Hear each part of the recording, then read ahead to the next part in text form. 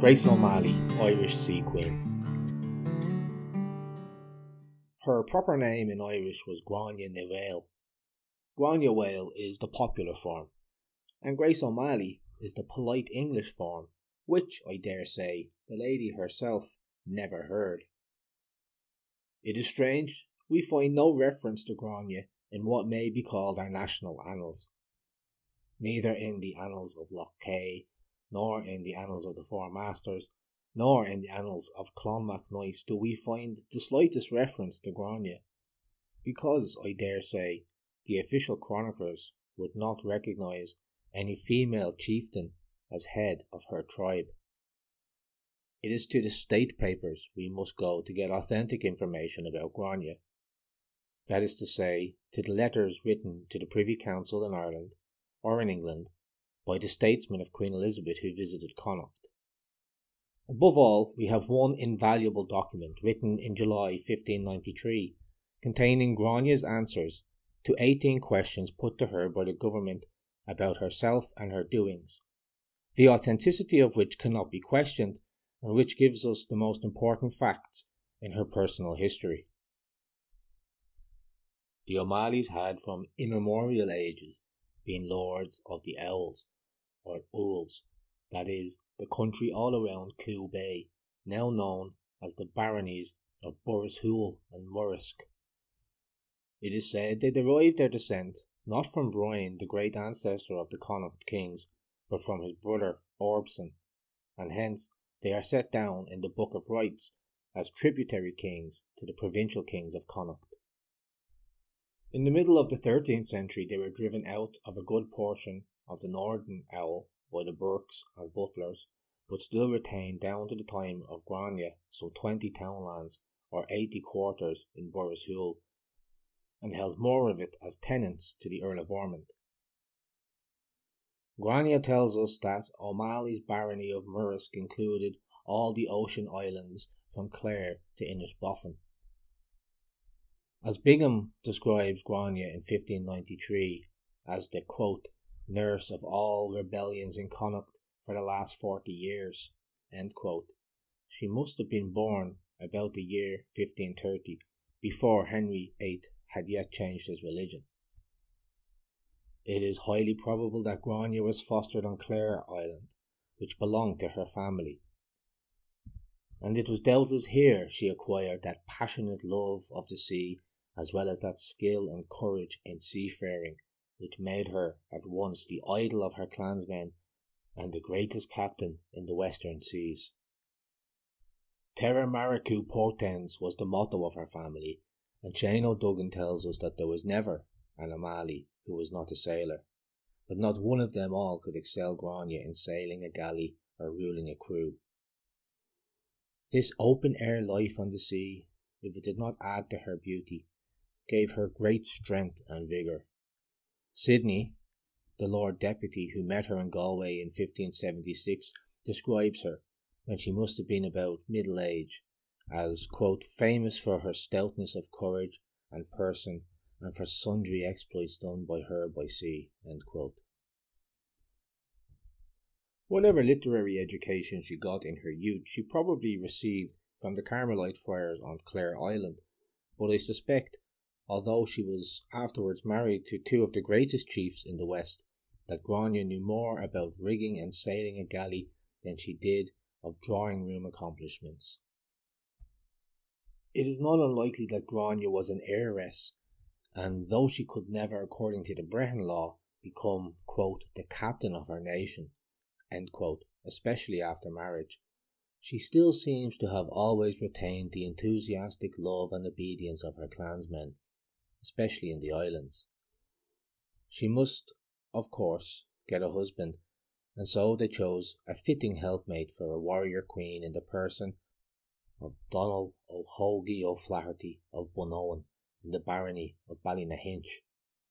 He was in the direct line descent of Hugh Moore, and was the acknowledged heir to the headship of all the Western O'Flahertys, and certainly after the death of Donald Crone, ought to be the chief lord of all Connemara, although Taig na Bhuile contested his claims.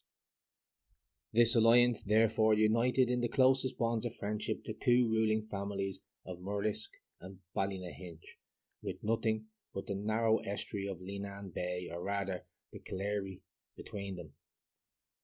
Moreover, it made the united tribes chief rulers of the western seas, so that when Grania sailed away from her island home, with the seahorse of O'Malley and the lions of O'Flaherty floating proudly fore and aft from the mastheads of her galleys, the young sea queen must have been a happy bride, and expected happy days in her new home at Bunowen Castle. By this, her first marriage, Grania tells us she had two sons, Owen and Morg. Her eldest son, Owen, she said, was always a good and loyal subject, in the time of Sir Nicholas Malby and also under Sir Richard Bingham, until the Burkes of MacWilliam's county and the Joyces began to rebel. Then Owen, for the better security of himself, his flocks and his herds, did, by direction of Sir Bingham, withdraw into a strong island.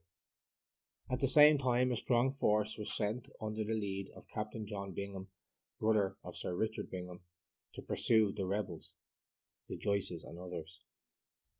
But missing them, they came to the mainland, right against the said island, where her son was, calling for victuals, whereupon the said Owen came with a number of boats, and ferried all the soldiers over to the island, where they were entertained with the best cheer that could be provided. That very night Owen was apprehended by his guests, and tied with a rope together with 18 of his chief followers. In the morning the soldiers drew out of the island 4,000 cows, probably by ropes, 500 stud mares and horses, and 1,000 sheep, leaving the rest of the poor people on the island naked and destitute. The soldiers then brought the prisoners and cattle to Ballynahinch, where John Bingham halted. The same evening he caused the 18 prisoners to be hanged, amongst whom there was an old gentleman of 80 years, Theobald O'Toole by name. The next night a false alarm was raised in the camp at midnight, when Owen, who was lying fast bound in the tent of Captain Green O'Malloy, was murdered with 12 deadly wounds, and so miserably ended his life. This murder of Owen, eldest son of Grania Whale, is one of the ugliest deeds of Bingham's black record in Connacht. It was not directly his own doing, but it was the doing of his brother and agent, Captain John Bingham. It was one of those utterly cruel and treacherous deeds which still tend to preserve bitter memories in the hearts of the Western Gael. After the death of her husband, Donald O'Flaherty, Grania probably returned to Clare Island, where she felt more secure and most at home. It is probable she took her young daughter with her, for Bingham expressly tells us that the Devil's Hook of Corran, their near neighbour on Clare Island, was her son-in-law. She doubtless made Clare Island her headquarters, and either built or strengthened the castle which still stands on a cliff over the little harbour.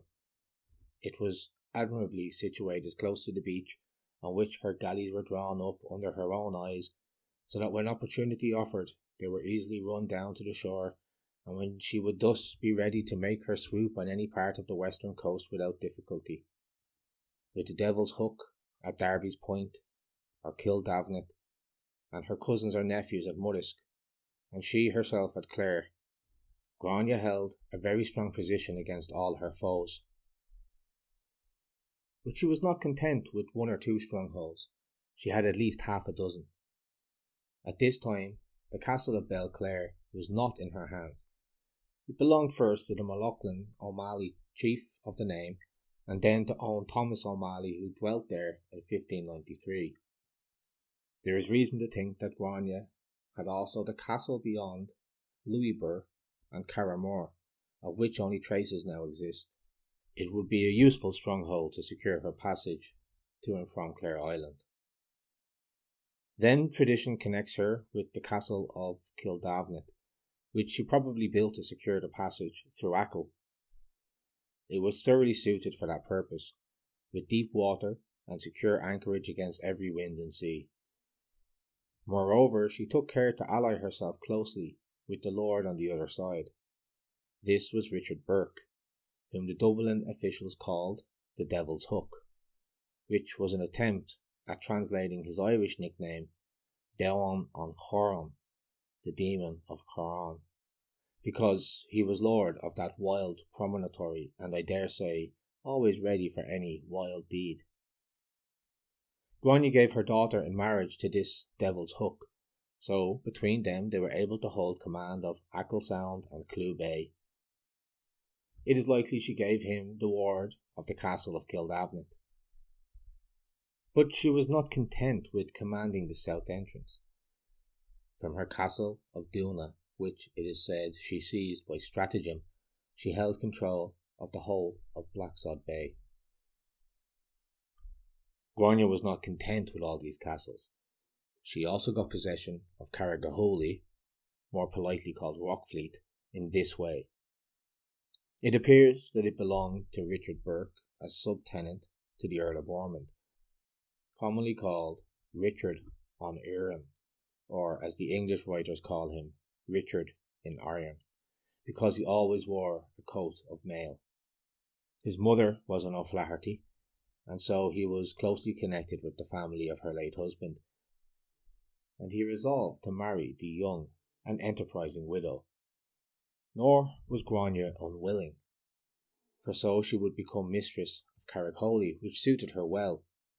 She became, in fact, both master and mistress, for Sir Henry Sidney, the deputy, tells us that when he came to Galway in 1576, there came to visit him there, quote, a most famous feminine sea captain called Grania O'Malley, and she offered her services to me wherever I would command her, with 3 galleys and 200 fighting men, either in Ireland or in Scotland.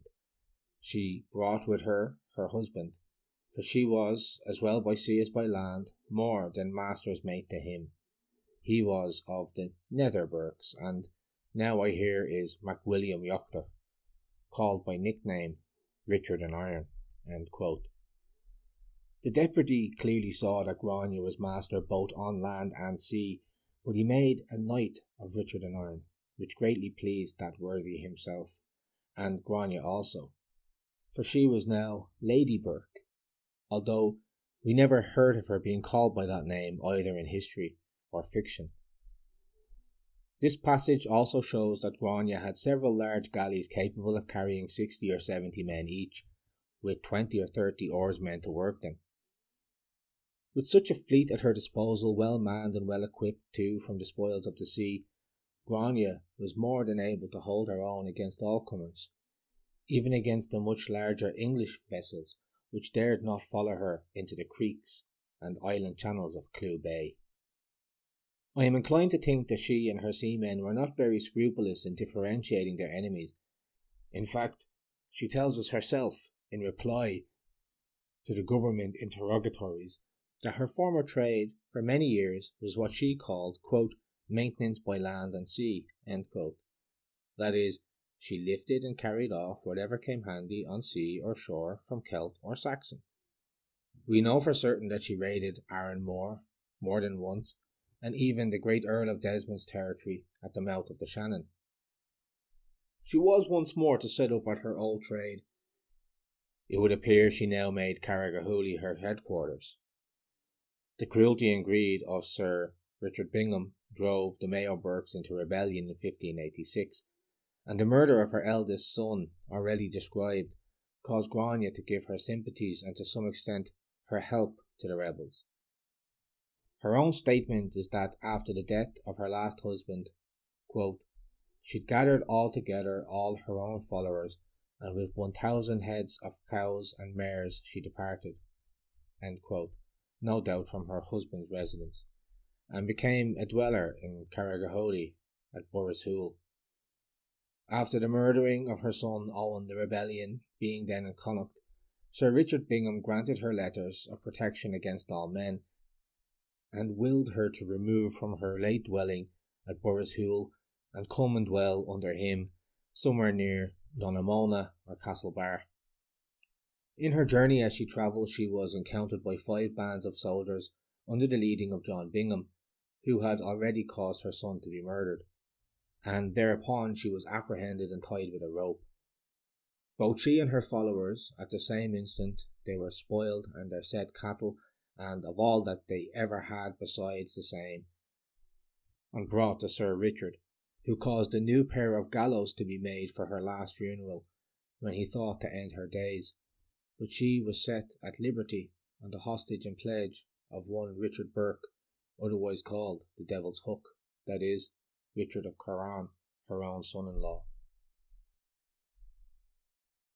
Quote, when she did rebel, she adds, fear compelled her to fly by sea to Ulster, and there with O'Neill and O'Donnell she stayed 3 months, her galleys in the meantime having been broken by a storm.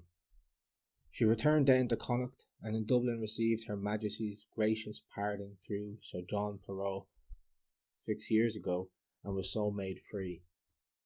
Ever since she dwelleth in Connacht, a farmer's life, very poor, bearing cess, and paying Her Majesty's composition rent, having utterly given over her former trade of maintenance by land and sea. End quote.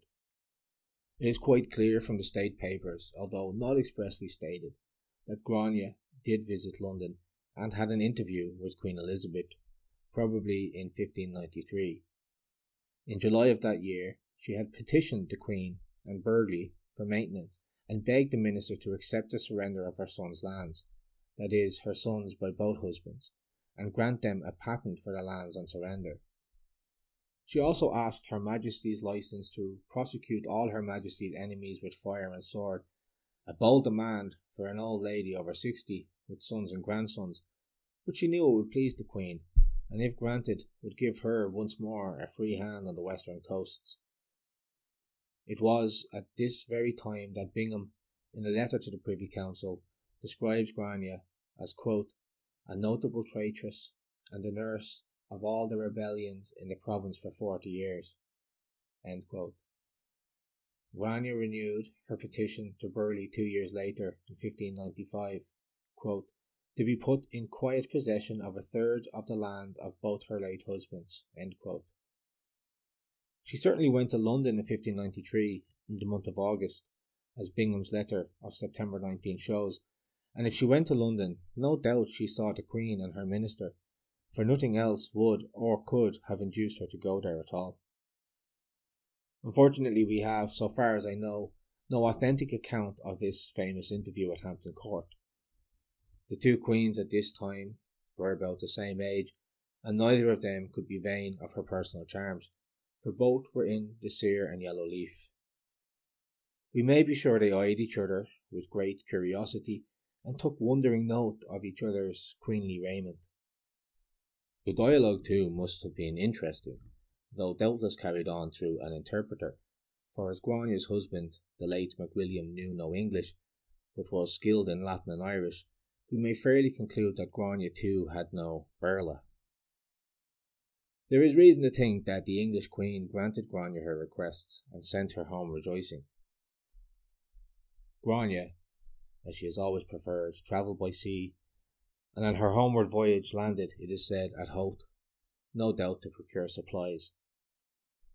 Tired of the sea, and perhaps hungry too, she sought admission to Howth Castle during the dinner hour, but she found all the doors closed and was not admitted to the castle. This was not the Irish hospitality that Grania was accustomed to in the West, so she was wrathful, and happening to meet the young heir of Howth with his nurse in the grounds, she carried off the boy to her galley and made all sail straightway for Clew Bay. The Lord of Howth, great nobleman as he was, found it necessary to come to terms with Grania, and the child was restored, not on ransom, but on condition of the Lord of Howth promising to keep his door open during dinner, and have a cover always set for the chance wayfarer by land or sea. More power to Grania for teaching them that lesson of hospitality. Such is the story, of which the strongest proof is the fact that this custom has been for centuries undoubtedly observed at Howth Castle, and that a picture in the castle hall depicts the whole scene of Grania's exploit. But there is no really authentic evidence of the truth of the story. In her own day, and with her own weapons by land and sea, as Bingham said, For more than 40 years, she fought a stubborn fight on the shores and islands of Clew Bay. Her memory still clings as close as their sheltering ivy to the old castles that she built. Almost everything around Clew Bay is associated with her memory. Her undying presence still haunts its shores and islands. Grace O'Malley, Irish Sea Queen. From A Treasury of Irish Folklore by Padraig Colum, published 1985. Read by Kevin Flanagan.